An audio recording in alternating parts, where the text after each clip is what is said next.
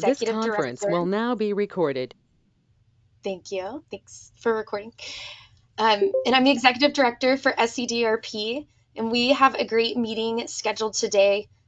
We are going to be talking and giving you an update from our partnership. And for some of you that are new or not familiar with SCDRP, we're going to give you a little background on how we came together. And we'll hear from Laura Nunnamaker from SECOORA first, and she'll tell you a little bit about SECOORA and our connection with SECOORA. We'll hear about the background and mission of our partnership from myself and Lindy Betzhold. And then just a brief discussion on the role of public-private partnerships and why we do what we do and why we come together. And then lastly, the most fun part is we want to hear from you all that are joining on today. This is a time for us to hear why you're interested in SCDRP and what SCDRP can do for your organization and your maybe work in resiliency and recovery. So with that, we can go ahead and get started. With Laura, I'll hand it over to you to give us an update about SECOORA. Thanks, Meredith. So good morning. My name is Laura Nunnamaker, and I serve as SECOORA's program coordinator. It's a pleasure to be speaking with everybody virtually this morning. I plan to provide just a brief background, a little bit on SECOORA so you can better understand how SECOORA works with SCDRP and supports this organization. So SECOORA stands for the Southeast Coastal Ocean Observing Regional Association.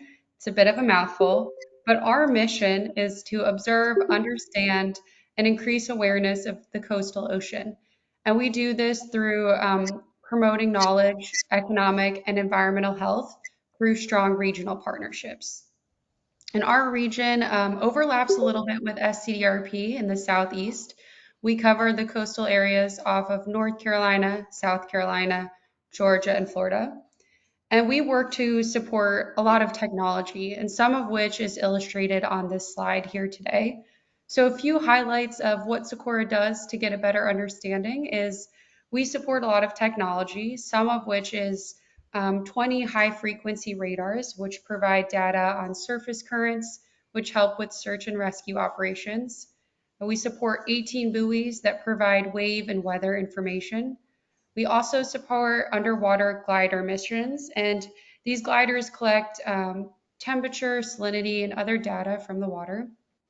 And most recently, our new initiative in the Southeast is our water level network, where we, over the next 5 years or so, will be installing over 200 low-cost water level stations to help with coastal flooding in our region. So basically, we integrate a lot of this information into coastal models and products, that help with forecasting information and marine weather and water quality data. So if you're interested in how to access some of this information or a little bit more on the nitty-gritty, you can join or visit our website at SECOORA.org. And next slide, Meredith.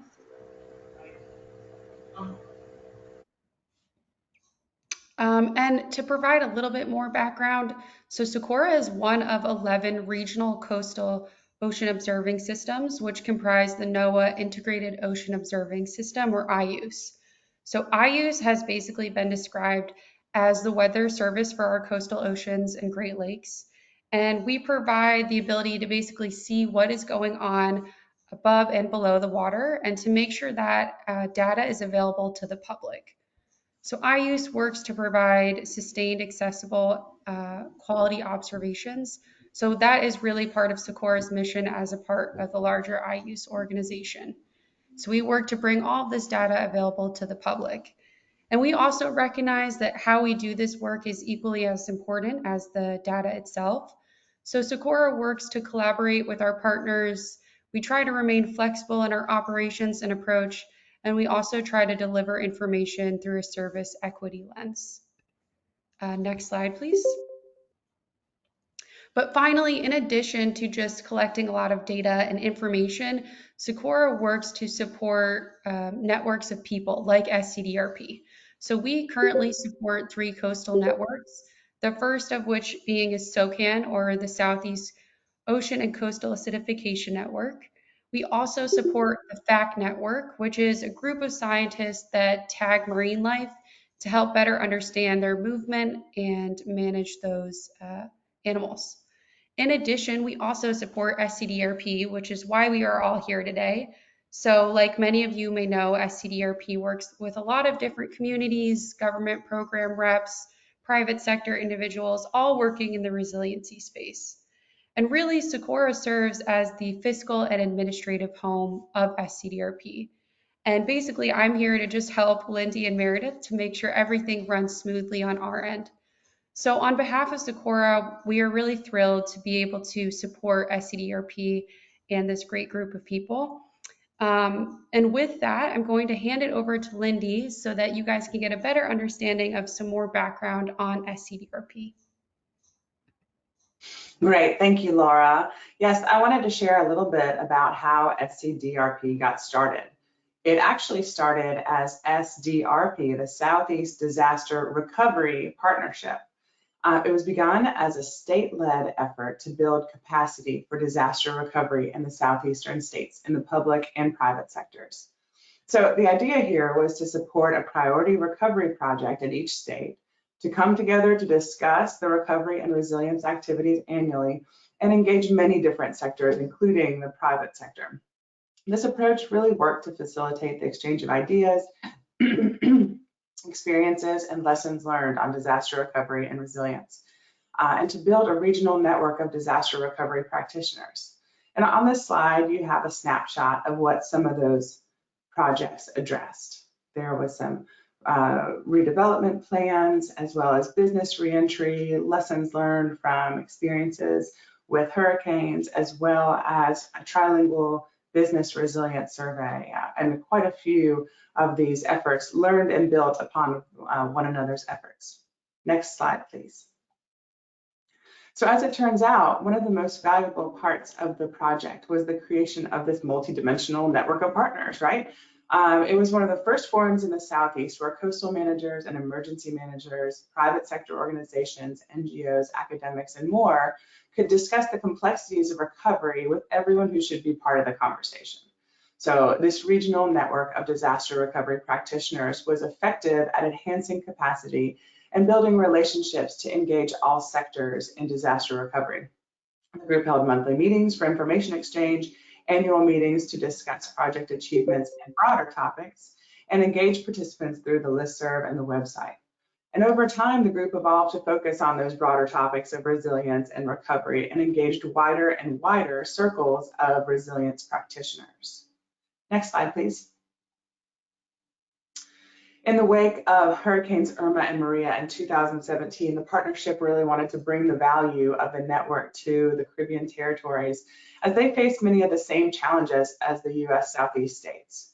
This became official January of 2019, and during this time, we started engaging Caribbean resilience professionals and highlighting speakers and projects from Puerto Rico and the U.S. Virgin Islands. We continue to build participation in the islands as well as in the 4 Southeast U.S. states.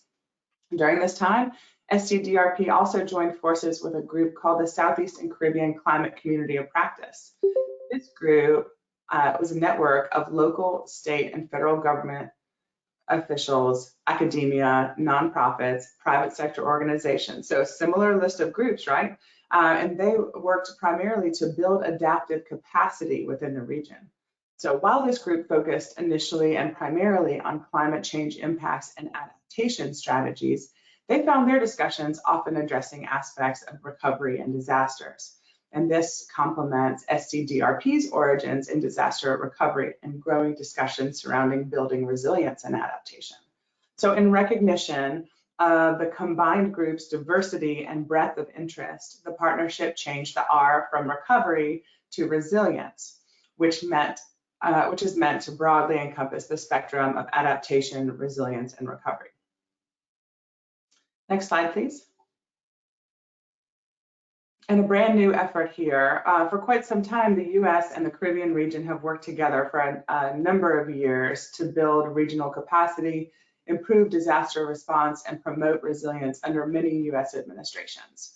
NOAA and the Department of State recognized SCDRP as a regional leader in convening on resilience, recovery, and adaptation, and has provided resources to expand the network to the greater Caribbean.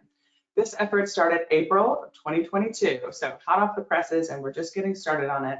And we're initially working to offer monthly presentations in Spanish and in English, researching Caribbean recovery and resilience groups, and developing an engagement plan for enhancing involvement in the Caribbean region.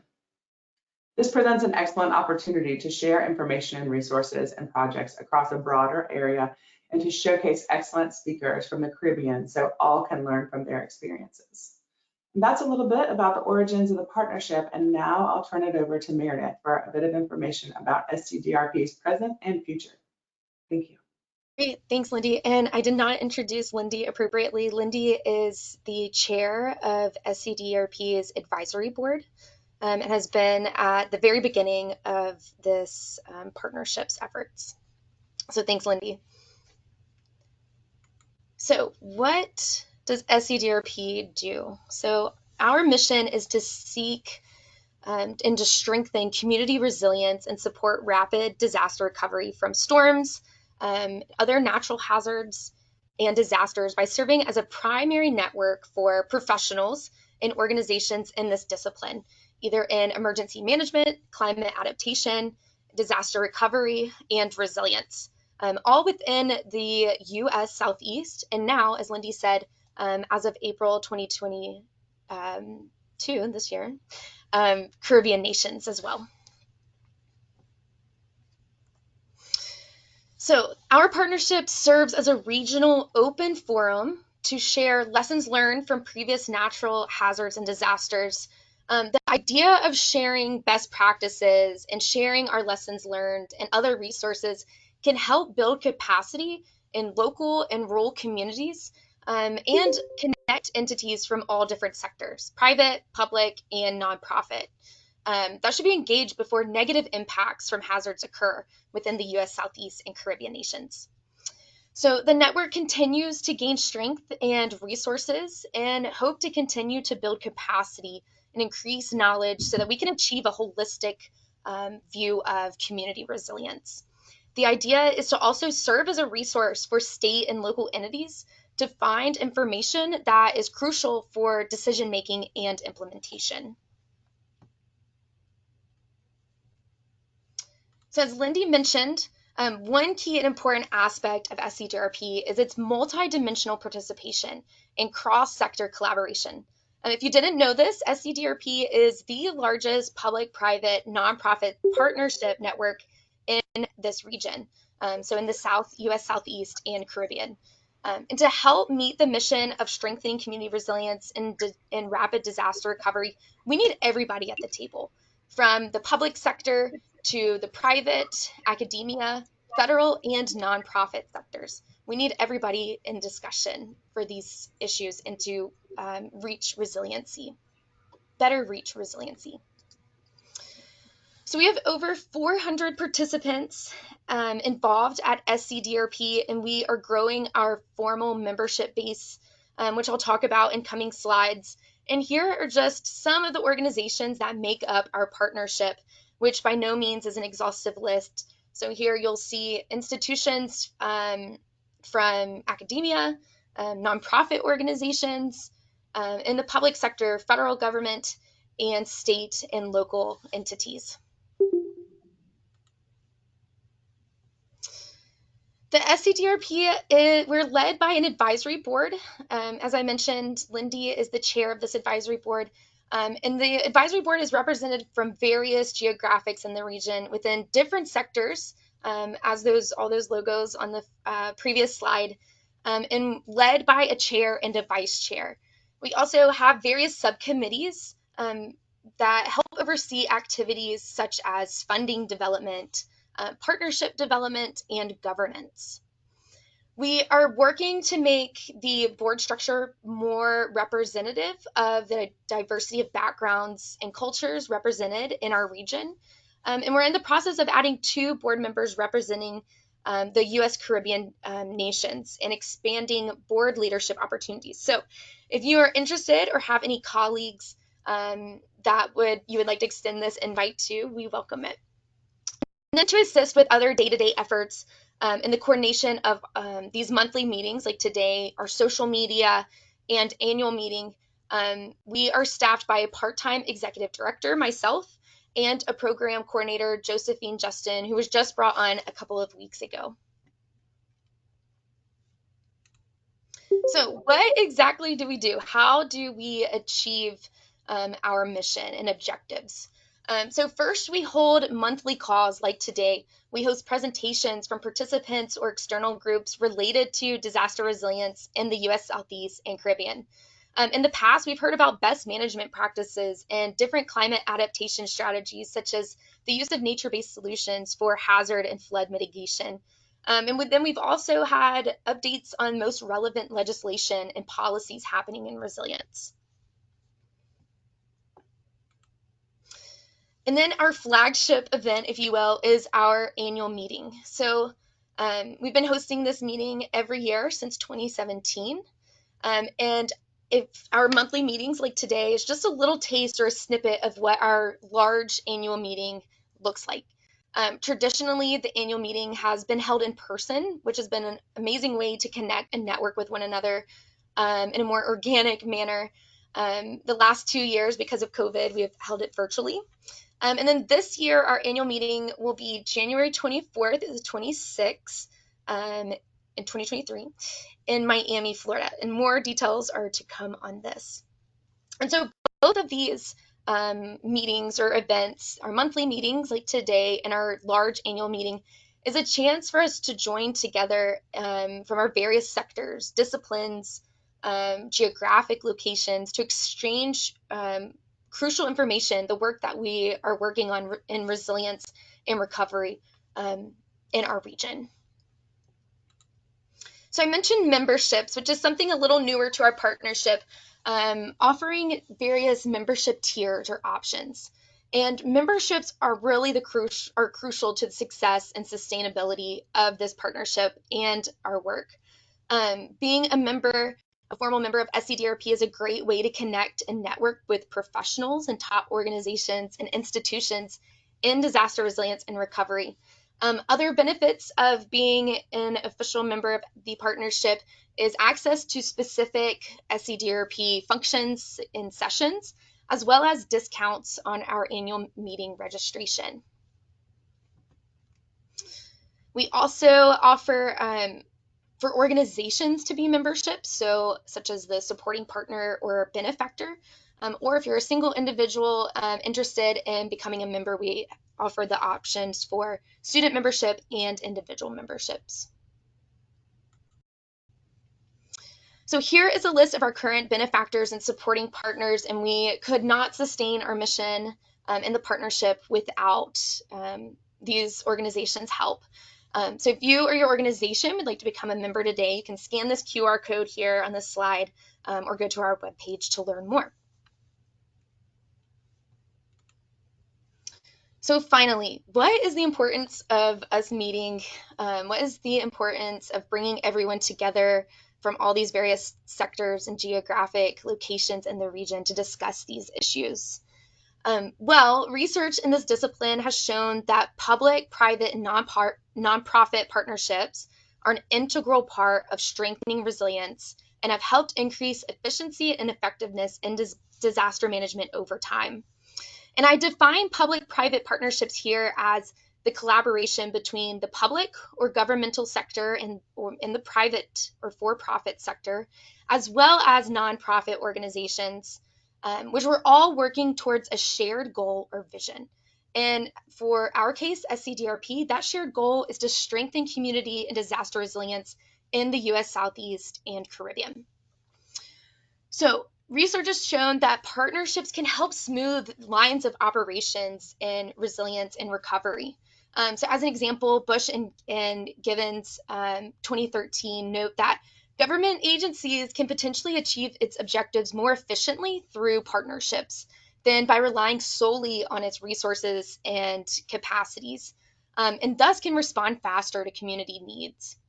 Partnerships can also reduce the burden on local and state or government entities to provide certain resources, goods, and services, and thus can focus on other important strategic priorities. So collectively, and as a group, partnerships can deliver goods and services to affected communities with a greater efficiency. Other advantages for public-private partnerships in this space include a more equitable process for decision making, bringing in all different levels and all different people to the table to talk about these issues. And then also can increase achievement of one's personal or participants' individual goals or outcomes. So a few updates for our partnership. Coming up next month, we will continue with our Speaker Spotlight series, which we host a different organization or sector to come and discuss either best management practices or the work that they are doing in resiliency. And then we'll send a newsletter out if you're on our newsletter or listserv. You can, if you're not, you can go to our webpage and fill out your information there, and we will add you to our newsletter. And we'll send you more information about next month's session and topic. I'd also, like I said, would like to announce the dates of our annual meeting.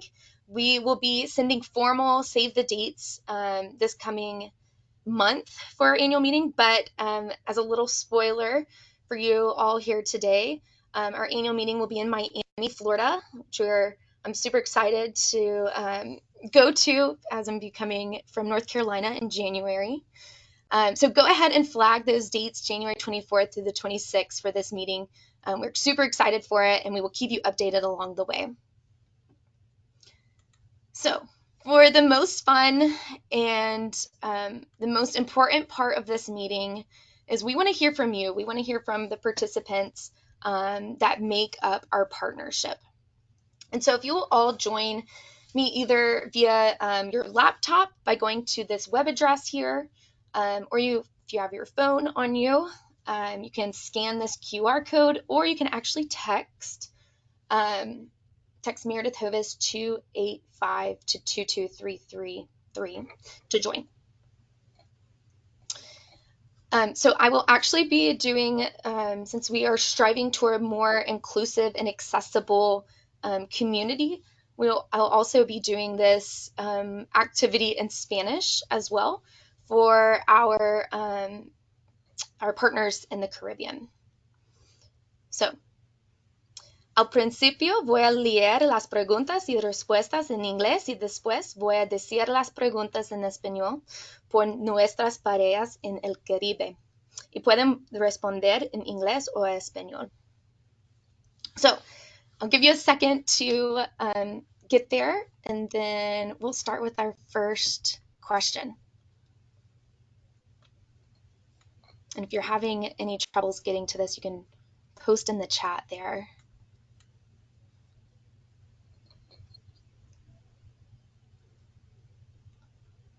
Okay, great. So let's get started. So I want to see, how are you feeling today? You feeling really great, ready to start on this Thursday?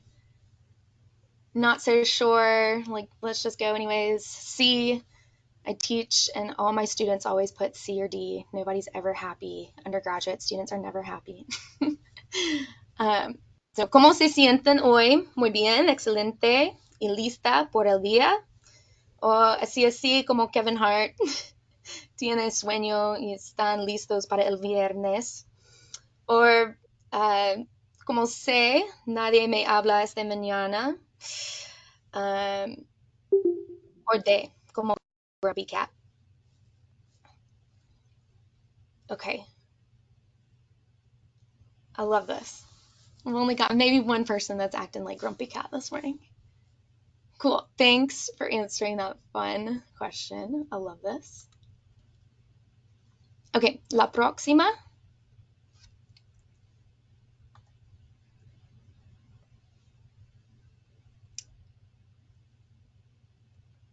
where are you calling in from today, or where are you located? Where, and maybe you're on vacation, but where do you typically work from, I guess? Where are you from? You can click on the map and drop a pin. ¿Dónde están? Pueden poner un pin en el mapa.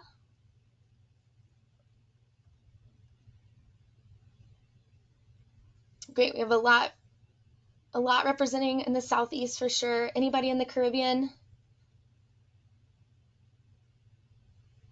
Algunas personas en el Caribe hoy. Oh, tal vez uno en Puerto Rico. Maybe one in Puerto Rico or the Gulf of Mexico. Maybe you're on a boat. Okay, great. I love this diversity, and I love the span across our region for sure. So our efforts are to definitely help involve and expand this reach into the Caribbean. Okay, next.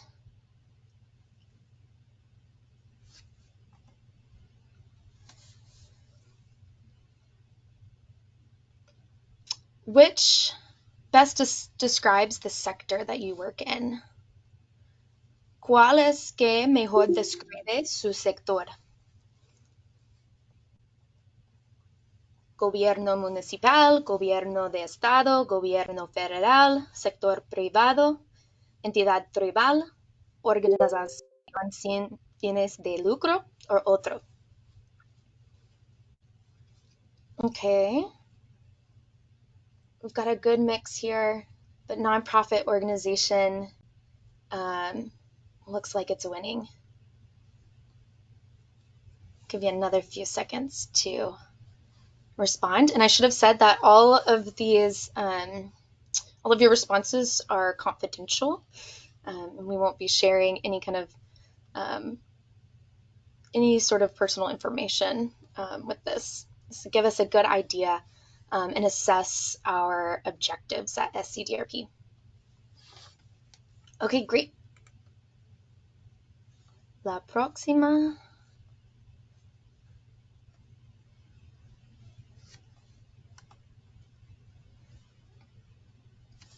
Okay. How confident do you feel that your organization is working towards the needs of resilience, recovery, and adaptation? And again, this is all confidential information, so we're not going to rat you out on your employer. ¿Qué tan seguro se siente que su organización está satisfaciendo sus objetivos de resiliencia? Súper seguro, seguro, neutral, inseguro, y super inseguro. This looks good. Okay. Definitely working in the right direction.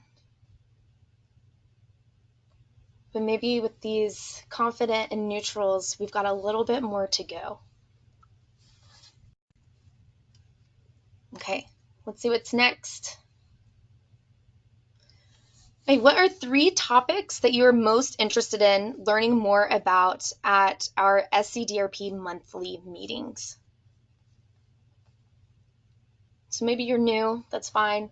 What are 3 things that you would like to learn more about in this space or in this field? ¿Cuáles son los 3 temas que más le interesan aprender en nuestras reuniones mensuales? And this is a word cloud, so if you type in a phrase, it doesn't like the phrases as much.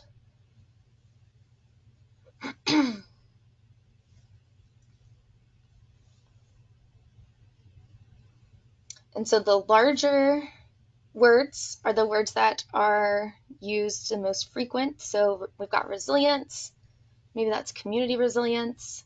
I'll be able to see your exact responses or phrases on the back end, but we've got engagement, maybe funding opportunities I see, engagement, adaptation, mitigation, communities, grants. What's another big one here?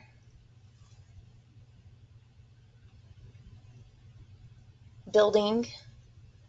So tenemos resiliencia, mitigación, comunidades. ¿Qué más?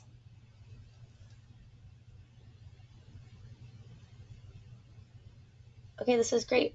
Other things that have been said, hurricanes, policy, maybe green infrastructure, see green there. I see underdeserved, I guess that's underdeserved communities.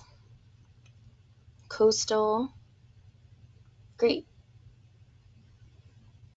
And I should also tell you can use emojis with these. Whenever I do this with my undergrad students, they love to use emojis. I think it's so hilarious.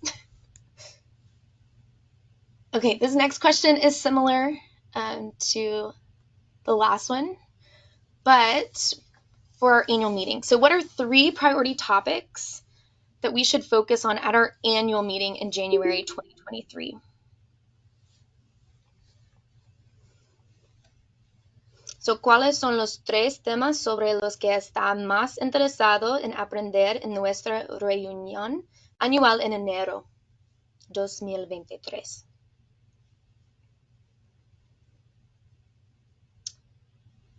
We've got climate, maybe that's climate change, or maybe that's climate adaptation strategies.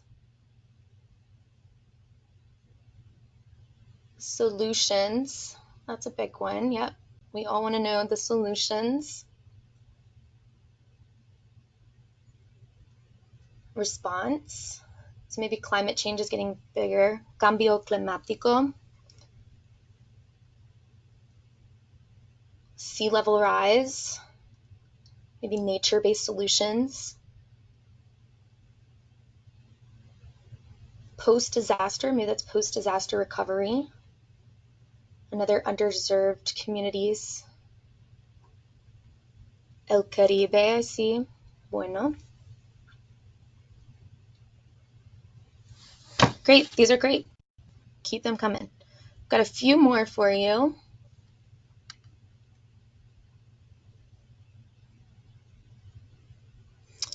How would you like to join the upcoming 2023 SCDRP Annual Meeting?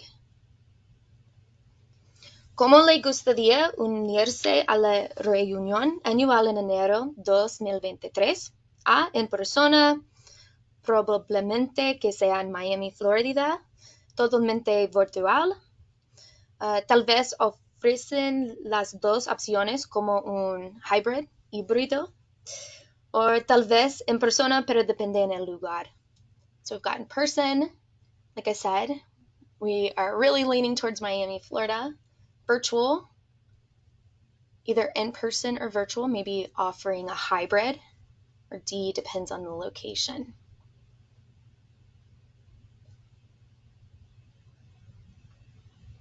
Great, this is super helpful for us as we are beginning to plan our annual meeting.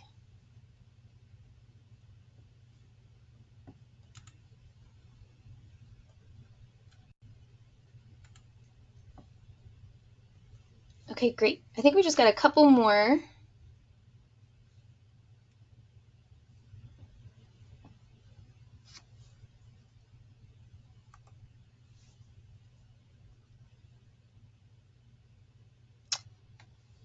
Oh, good. It's already started. We've got some information coming in. So how do you plan to use the information gained at SCDRP, whether, I guess, our monthly meetings or our annual meeting, in your own work or research?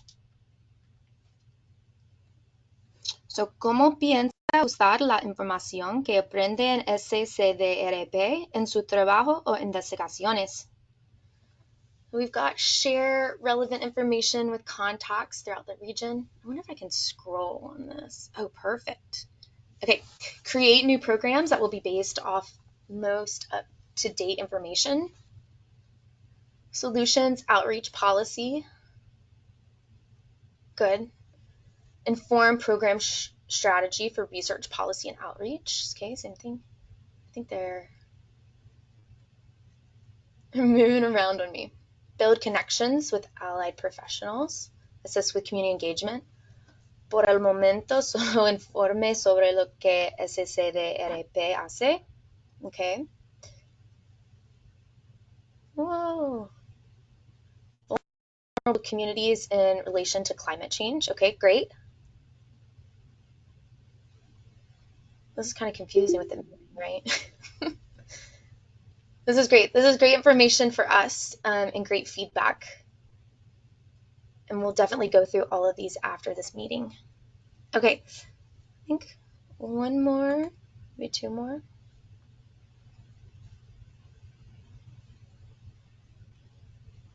Align priorities. Great.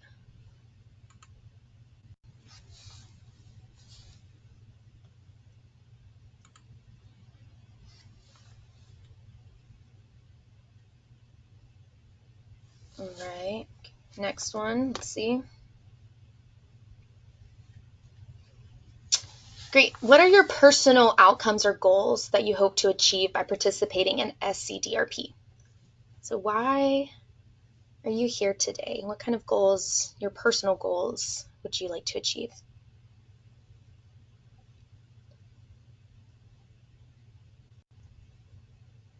So, ¿qué objetivos o metas quiere alcanzar participando en SCDRP? Knowledge to lead a 10-year plan for city. Great. Gain knowledge. Increase understanding of science surrounding resilience. Grow network, learning about what's working to build knowledge. Okay, good. Understand regional approaches to resilience. Make connections, I saw. Network,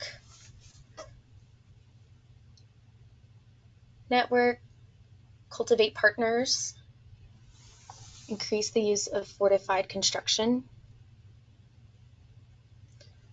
Learning more, okay, nature-based solutions, so learning more. Improving preparedness and response from global shocks and disasters. Good, so maybe these things are related to your work.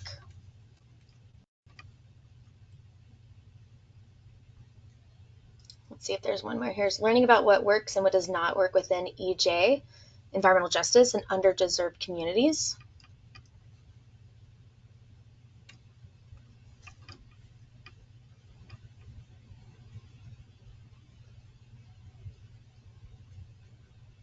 Great. These are great. I think I lied to you. I think I said I had one more, but I really do have one more. Great. In what ways can SCDRP help you meet your organization's resilience, recovery, or adaptation efforts and needs? So the first one was about maybe your personal interest, but what about as your organization as a whole? ¿De qué manera SCDRP puede ayudar a su organización a lograr sus necesidades y objetivos de resiliencia?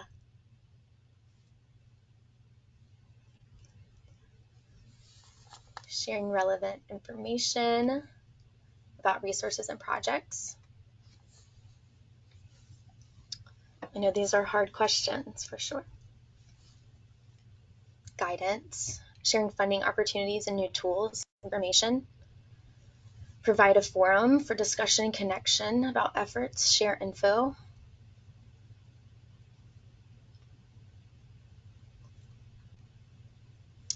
These are definitely things that SCDRP wants to do. We definitely want to be a source for sharing information that your organization is doing. We also hope to provide a space for discussions, connections. Yep, for sure, sharing funding opportunities for maybe communities in this space. Sharing research result, it's great.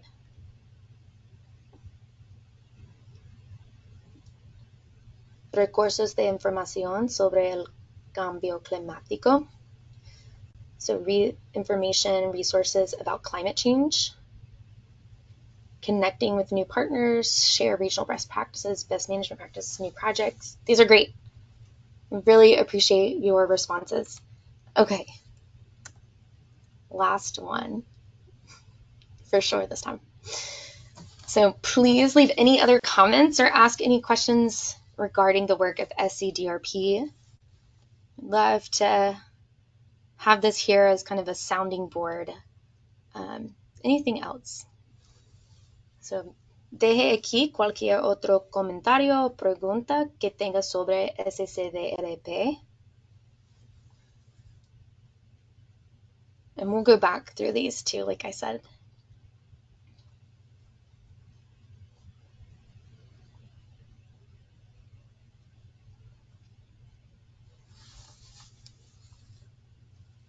Expand outreach, yep. Which we are working towards. Okay, appreciate the including all sectors in the conversation, for sure. It's something we definitely value. Action in local communities on environmental justice, yep. Very good.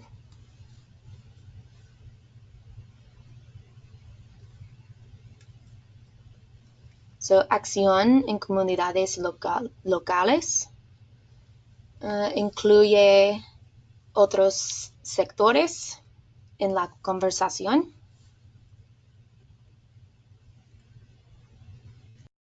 Otros. Great. And this should stay open, so if you want a strong connection to private sector, good. Yep. Reaching out to underdeserved communities. Great. Excited to see where the network goes.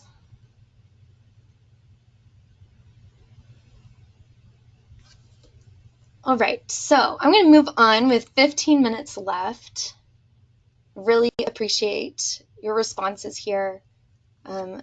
Super helpful to see where you all are coming from and what is most valuable to you and maybe your organization.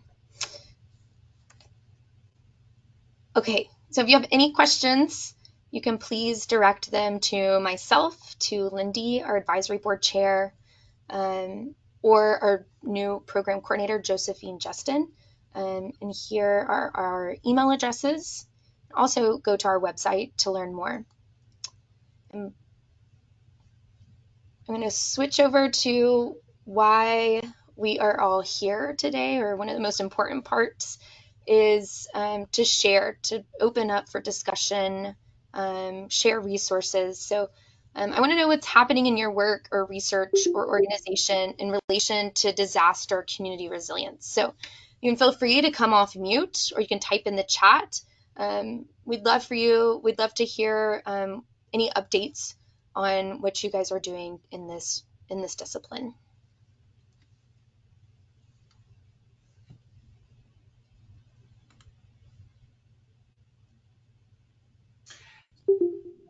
Meredith, I wanted to highlight a new application guide that just came out. I put the link in the chat, and it's to the 2022 NOAA Sea Level Rise Technical Report.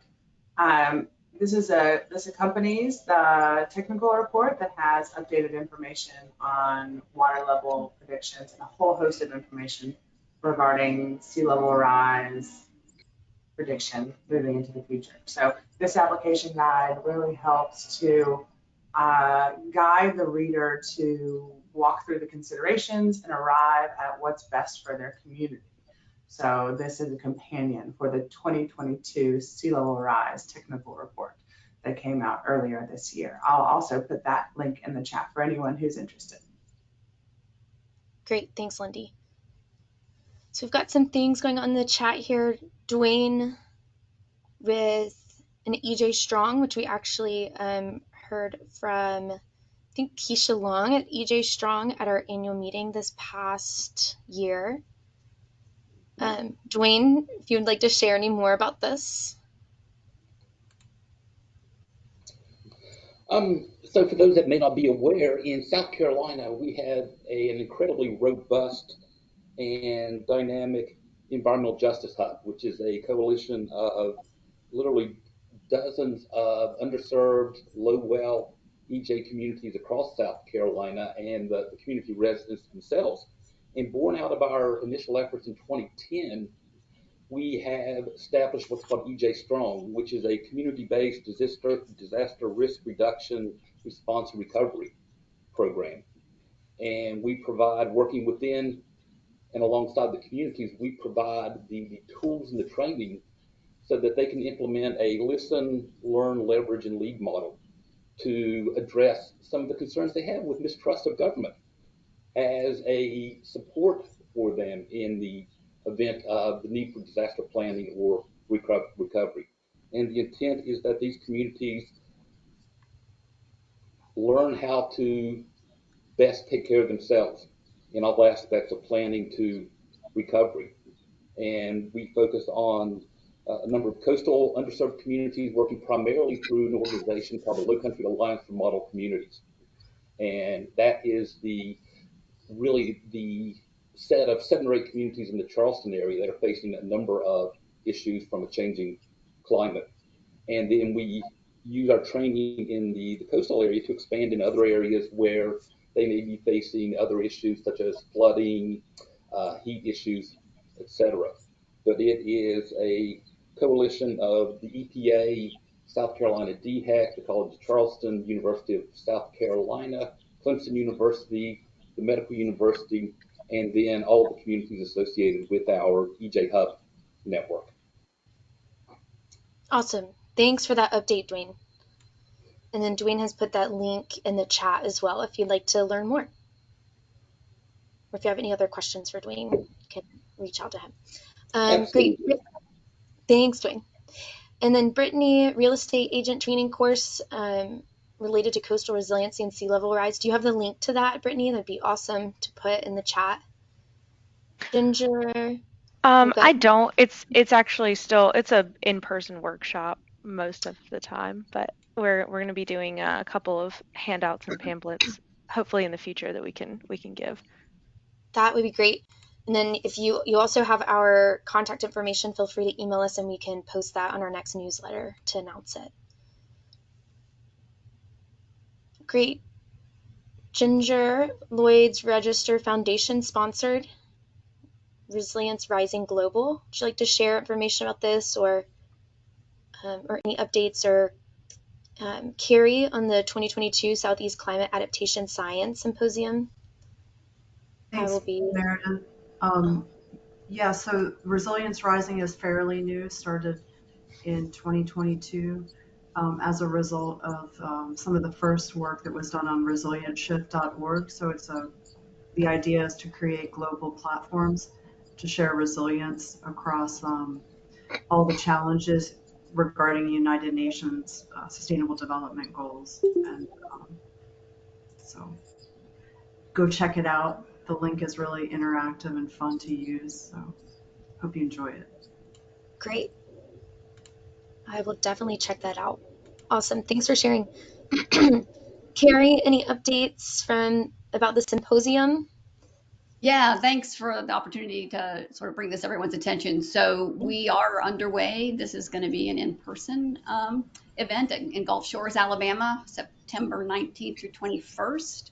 Actively encourage y'all, anybody on this, just to consider submitting a poster or tool. We have a poster tools networking session, which can be a pretty powerful way to sort of get information about your programs out and help develop, help encourage other folks to be involved in some collaborations with you. Also, we're going to have a World Cafe with some sort of short organizational tables around, or topical tables. So lots of opportunities for networking. The poster tools abstracts are open until July 25th. But so we're trying to get folks on board and and hopefully then expand our block as needed, so we can, always trying to do those juggles with getting people there and getting people in place. And so there's not a registration fee. We're not charging registration for this. So therefore, we are encouraging people to only only register if you are committing to coming, because, there's implications for that if people register and then don't show. So Sure. But would welcome, happy to answer any questions if there are, or reach out to me. I'll put my email in the, but it's also on the website. So Great. Great. This is exciting. We're going to be hosting some finally in-person meetings. Super excited for that. Lindy, do you want to share about this report? I know you shared another. That was just the original, no, it's sea level rise technical report that I alluded to, but I said I would put the link in. Good. So I think we're all set. Perfect. Thanks for that. Pamela, awesome news, received a grant from DoD to undertake resiliency assessments of DoD installations in South Florida, determine specifically what infrastructure outside the fence line is key to that resilience. Super interesting work. Maybe Pamela, you can put in the chat here who you work for, so folks can make that connection. I'm with an organization, a 501c6 called the South Florida Defense Alliance, and we received this rather sizable grant from the Department of Defense to undertake a regional assessment of military installations. So not just one installation, but looking at numerous facilities across our region. We're partnering with our regional planning council, so municipal government in South Florida across multiple counties. And we're working with Jacobs Engineering as the technical lead on this project. It's an 18-month project, almost $1 million that we have to undertake this work.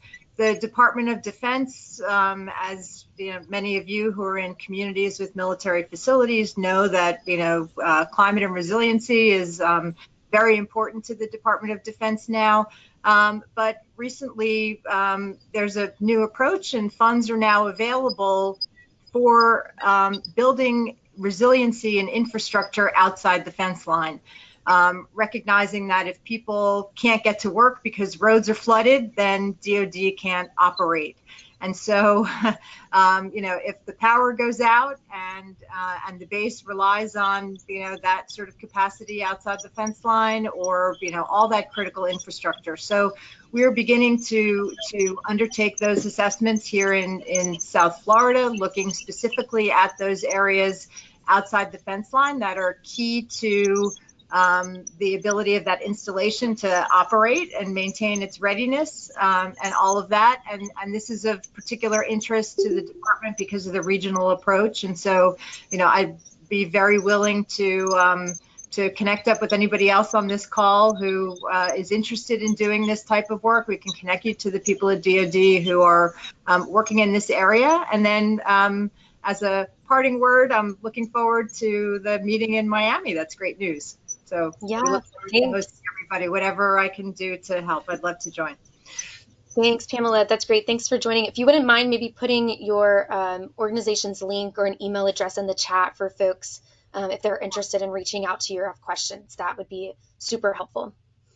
Great. And with just a few minutes left, I know we probably all have another meeting to hop onto, but Dwayne has put a link in about North Charleston communities to form mutual aid network for disaster relief, and super interesting with the Post and Courier news. So I'll be interested in to read that too. If you have any other updates before our next meeting, feel free to send me or Josephine or Lindy an email, and we'd love to feature it in our newsletter and social medias. Thank you again for you all joining and participating, and we hope to see you at our next monthly meeting. Thank you, and I hope you have a great day.